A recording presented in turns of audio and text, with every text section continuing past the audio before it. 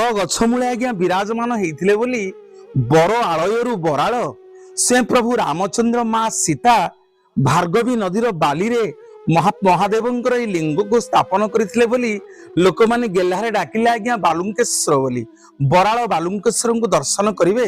अनेक दिन है बाहागर है आज्ञा पुओ झील हैनी डाक्तर फेरई देलानी जीवे ये बराल बालुंकेश्वर निकट रे गोटे मानसिक करिवे गुआ और नड़िया बसई 21 दिन पालन करिवे 107 गरा जल आज्ञा बराल बालुंकेश्वर गाधेइबे एवं जेतेबेले 108तम गरा जल स्वामी स्त्री दुई जन जाक आपण गाधेइबे ता दुआरु आज्ञा कि खाली हाथ रे फेरिकी आसी नाहंती। आठगड़ रजांकर झियो को पुओ करि देइथिले बराल बालुंकेश्वरंकर ए वज्र विभूति आपण माने सुनिले आश्चर्य होबे।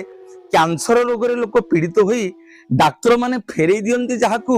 ए बाबा बराल बालुंकेश्वरंक पाखरे आपण